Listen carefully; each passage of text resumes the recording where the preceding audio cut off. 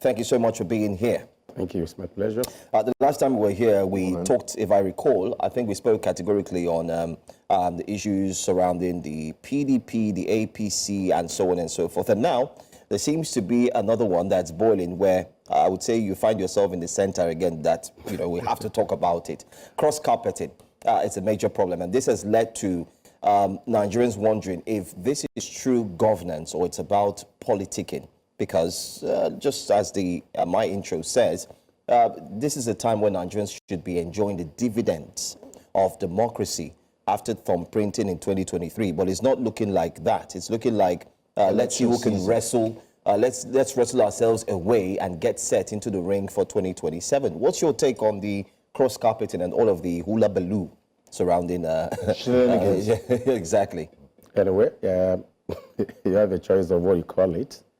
But of course, when you have political parties, it's natural for them to politic. I mean, that's a clear fact. But to what extent that is allowed to affect governance, I think that's the issue.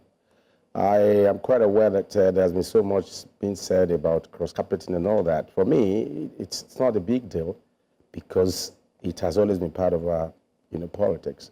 But the one that bothers me is, the common accusation that maybe the government of the day is planning to turn, the political architecture into a one-party system. And I just wonder, why should people think that a political party must help the other parties to organize themselves? So for me, I think it's a matter of how properly organized, what are the critical interests, that are playing out in different political parties. I mean, everybody has a choice to make where you go. So I see it from that angle. I don't think, for me, there is any cause to worry. And if you look at it again, that people are cross-carpeting is not new. Any government in place has always been accused, of using one method or the other to railroad to railroad some politicians into their fold. So I think it's a common phenomenon. I don't think... Mr. Bash, look, today is 29th of April. Yeah. In exactly 1 month time, it will make it 2 years of this administration. Yeah. I know you've been politicking, you've been in politics for a long time, and I don't think, I might be wrong, that we've seen campaigns this early. The presidency had to come out at one point to say, look, we're not associated with all these billboards you're seeing. First, it's not even the second year of the presidency. We're already campaigning 2 years ahead. We're seeing billboards. It's almost like the elections are in November. That's the sort of feeling we see. I don't know if the media is guilty. I don't know what's responsible for this.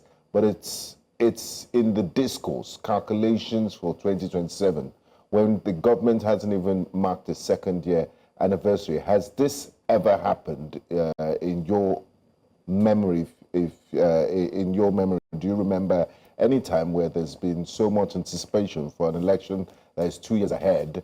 And does it have any, what are the implications of this politicking we're seeing, high-stake politicking 2 years before the elections, and who are those responsible for it? In terms of responsibility, I think that one is clear. Each party is responsible for their political activity. And when you talk in terms of politics being in the air, of course, you equally want to look at the political space and ask yourself, why is it looking like the politics is being heated up? And if you look at the caliber of people moving from one party to the other, take, for example, El-Rufai said he was quitting the APC. El-Rufai is a political bigwig in Nigeria, and his whole movement alone will signal so many reactions. So, if somebody is leaving a party and it's all over the place, he has joined another party, talking about their plans and all that, it is natural for other political parties to also want to respond in whichever way. So what happens to governance? But how has that affected governance? They're not talking about the policy, the issues. Who is not talking about? Who is not talking about it? Who are the people talking about? Who are the people talking about political campaigns now?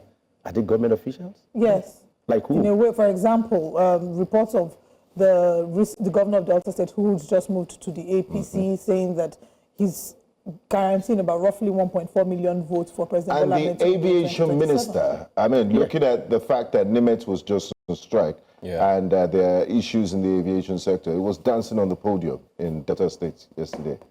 Please, I don't think we need to play on unnecessary emphasis on that. It's just like No, but it's you just wait. It's just like organizing a media fair. And will members of News Central not go there if you have such a thing? If my political party is, there's a movement or there's an activity of my party, what is the issue? How does the fact that the governor is dancing on the podium in a political environment going to affect, governance instead? I think it's over-exaggeration, honestly. So you haven't responded as well to the earlier one of which one is guaranteeing about roughly 1.4 million votes by the next election. Hello? I can say whatever I like. You are not the governor. I don't need to be the governor. In my own capacity, you understand, in whatever political space I occupy, whatever is my role, that doesn't stop me from expressing my view. But why should you think my saying that I'm going to guarantee whatever number of votes, during the election that is coming sometimes in another 1 year or two? How does that affect his governance?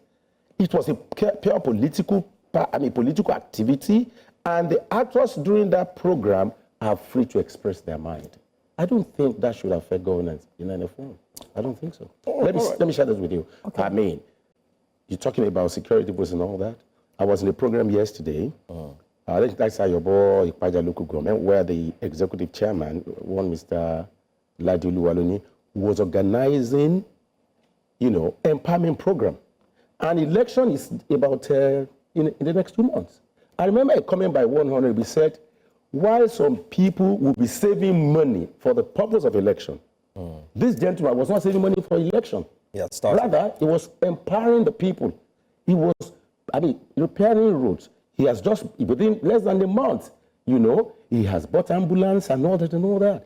So I think it depends on how you look at it, and it depends on who is the actor to determine what responsibility on his neck, and now he wants to determine the responsibility. So I do not think that somebody is saying you want to guarantee someone's vote. Okay, what do you want him to say? It's just you leaving News Central to another another media house. When you get to such a place, would you want to let your employers or your new environment know the kind of I'm glad you changed the word, because the employers in this case are the citizens, not the No. I'm making reference. If you shift base now to join another media house, when you get that, wouldn't you let them know the quality you're bringing in? Wouldn't you let them know the value you want to offer? That's what you're saying. No, I think it's a bit different in that case, because as a media person, I'm getting, I'm here to do my job, and yes, I owe the public giving them information, but they didn't put me here. With government officials, it is the citizens that put them there, so they're accountable to the citizens and not necessarily about political parties. But let's move the conversation to another line. The APC, what would you say about Nigeria's political parties and the seeming lack of ideologies? It feels like at the end of the day, the ultimate aim or the ultimate goal is to grasp power. What really is happening to ideological political participation? It doesn't seem like we have any of that again. Yeah, you see, when people talk about ideology, I often ponder what exactly they mean. What's ideology? For me, governance is all about putting the right projects in place, projects that will impact on people's life.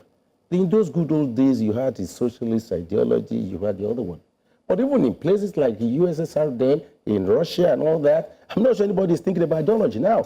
Everybody's looking at what are the challenges in the environment. You understand? So for me, ideology may not be an issue. You understand? Maybe you may want to say that there is need for more principled and institutionalized position as far as movement of politicians from one political party to the other. But unfortunately, there's that lacuna in the Constitution, that allows even the law, you understand, to wriggle out, for example, how many politicians have been recalled when they move base, almost nil. Whereas some people tell you that there's a provision in the Constitution that says that when you are moving, you have to vacate your seat. But, I mean, you also want to remember that there's also this provision that says that where in your party there are crises, there's a problem, you can move. So the question now is, what kind of problem that should be good enough to qualify you to move? I think that's, you know, and I think what my colleague was trying to say with regards to ideologies, we've had ideological politics in Nigeria in the days of the Action Group, ACNC, NEPU, and others. You could PIP. tell the base that these ones were for free education, they were socialist driven. But right now it seems the vision is blurred. We can't really tell a party from another party because they've cross-carpeted so many times you don't even know where they belong. And it seems all that matters right now is personal interest. And all politicians you see on TV, on their campaign trail, is just sound bites. And that's the danger they see in our democracy, that when would they, we need to have a reset where they will understand that, look, we're here to serve the people. And it seems the people are just going with the wave and the bandwagon. People will naturally go with the wave because that is the wave. You understand? It's just like being, I mean, a riverside. Wherever the wave is blowing, that's where people will go. You know, I'm happy you went back to UPN days and all that. But since then, what ideology have you seen everywhere? But is it good for our democracy and the quality of governance for the people? You see, for me, I am not a serious advocate for ideology. Okay, let me ask you, what ideology is being practiced in America? What ideology is, I mean, it's just description, conservative label and all that, but look at what is happening in America today. How do you explain Trump's activities, his policies? Well, he said Trump has come with, let's call it an ideology, where he says it's America for America. First. Exactly. America first. It stands for meaning something. that, and he's putting it into action. Like, if you're not an American, you're not first place, you're not our focus. Our primary focus is for Americans. And even American foreign policy will be in their interest. Let's just look at it. Let me ask Let's you adopt this. that. How well are Americans taking what Trump himself is doing? Well, okay, are there no protests? So you can't call that an ideology because Trump, for now, is disrupting almost everything all over the world. So, I mean, he said he's a disruptor. So, can that be an ideology? You know, so if it's an ideology, is there an ideology that is good for everyone? But let's also look at it from this aspect. The aspect is, I think, with all this question, if we're to narrow it into one big fat question, the point is, what do you know a political party for? Basically, it's no longer what it used to be. If you have a political party running to ensure that it handles the affairs of the nation, you could pinpoint and say, okay, fine. I'm sure this political party is known for road construction, like Benga said, education, social welfare, and so on. But let's be honest, Mr. Bash, you can agree with us that the current take-home salary cannot even guarantee the meal of a family of 2, talk less of 5. And yet there are social welfare packages that are not even in existence. So the question is, what are Nigerians really waiting for? What's the ideology that could actually take Nigerians away from the current situation? I think that's just the bottom line. Let me go back. That I don't think is an issue of ideology. All right, go ahead, please. Any government ordinarily, there should be social welfare, education. It depends on how the government says it. And when you talk about free education, free up to what level? I know that there is free education in Nigeria up to some level. Do you get that? So I equally know that not every government in place, either at the local level, either at the state level or at the national level, are living up to expectation, even living up to the provisions of their manifesto. It's a clear fact. You understand? So while there are some who are equally trying the bait, you get that? So it's a general problem, honestly. And how I wish that people's votes will so matter in a way that you can always reject any government that you think is not in line, with. But that's also difficult now because people are saying that it seems almost non-existent that an independent body is no longer independent, which is INEC. where the last election we've seen where result sheets had been, doctored, scattered. Even what was put on the IREV is no longer what was seen when it came to real time. So how do you think Nigerians can really have trust in an independent body that is truly not looking like it's independent? I don't know. It depends on the way you look at it. But the fact is this. Even where INEC has performed below par, there has always been, we have seen people whose victory or failure has been upturned at one level or the other. Do you get that? But to what extent has the judiciary been seen to be fair, been seen to be neutral? I think that's the question. It's not in totality that the judiciary is not working, no. And it's not in totality that you see INEC is not performing also. There may be one or two, some people will tell you that when Trump came around, that the election in America was manipulated. I'm sure you know that. So if election is manipulated in that place, I don't see it as a particular problem. But the intensity and the volume of, the level of fairness, I think, is the question. No one can say that everything is right here. Okay. There's need for more improvement, but I think a lot would depend on institutionalization of policy, you understand, principles and practices that can that can bring politicians to be more accountable, to the people. And where they're not, there should be a way of really, getting them to realize that they've not done well. I really don't know how that way, what that way would look like, where we can hold the politicians to account. But maybe we'll figure it out before the end of the conversation. But I want to talk about the decamping again. We're seeing more people decamping to the APC. These same people, 2 years ago, thought the APC was a disaster. What has changed? Would you say it's a principle or a stomach infrastructure? What do you think has changed? If a governor leaves a party, that can't be a stomach infrastructure issue. It depends on his own interest. Okay, the maybe stomach infrastructure is not the word. So is it principle or is it personal selfish interest? I won't be able to answer that because I'm not the one involved in it. A lot of these politicians are dodging one sort of fleeing from prosecution. EFCC. There's a number of them that have cases, and we've seen evidence that once they move, it's almost like the EFCC forgets. Even just to add, sorry to butt in. Yes. Even the lights are beaming now on the former Delta State governor who has just moved, who has a case with EFCC.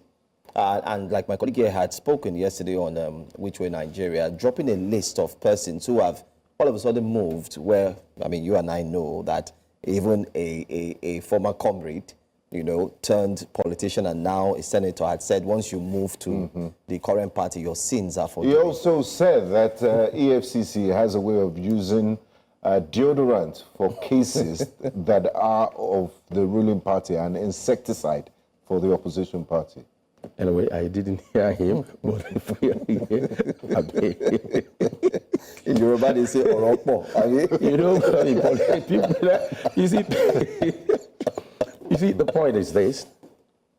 Is there any governor in Nigeria that doesn't have a case? Forget about the party. There's no. Or it's almost nil that you have that. Do you get that? Because it's also not impossible. You understand? It's just like, you and me, if we are friends, you understand, or we share some relationship, the way I'm likely to look at you will be different from the way I'm going to look at her, that we have a relationship. You understand? It's unfortunate. Do you get that? It's been in the air. It's been said over and over, and it is not impossible. You understand? That the system, one way or the other, might appear to be favorable in some circumstances. You can't rule that out. That's the truth. All right. As we count down to the elections in 2027, would you say that so far, in 1 month, it will be President Tinubu's second year, would you say that the APC has fared well? And as such, you think they deserve another chance in 2027? I think that's too early for anybody to conclude. So have they fared well in the first 2 years? So far, I think they have. If the people of Nigeria say that they have a different reality? It depends. Which people of Nigeria? What's the percentage? Who is talking exactly? Are you denying that there's a great level of suffering? Are you denying the fact that... From my statement, I've not denied the fact that no, I'm asking. I'm not saying you have. I'm asking. Do you get that? But you see, I said, it depends on who is talking. We're talking about the majority of Nigerians. We're not talking about the elite. We're talking about the middle class, those in the lower class. What class are you? I don't even know if I have a middle class anymore. I used to be middle class. We're now being pushed. Forget about makeup. I don't know if I'm saying the lower class is being pushed to the bottom. You see, the truth is this. Things are not as good as they should be. That's a fact. Look at it this morning. I called on my mechanic yesterday to help me service my car. And by the time he came back with the figures, I said, must you actually go for this? In the past, I mean, I would have, overlooked it. So, I mean, even at my own level, the economy is affecting all of us. So that's an indictment on... It's not, for me, it's not an indictment because I remember who was talking recently. He said, fine, things are tough, but are we hopeless? That's the truth. Are we hopeless? We're not hopeless. That is the truth. But of course, everybody is saying the government should, do more. Step up. And quickly to elevate. You say we're not hopeless. There definitely is the renewed hope agenda, and it will be in the best interest of every Nigerian that the renewed hope actually renews our hope. But hope is not a strategy. Yes, a wise man once said. That hope is not a strategy. I remember. In the words of... you can't bank on hope. You need policies and decisions and actions. Through. And actions. Right. Yes. So even every claim, like the Trump thing that says, what's America first. America first.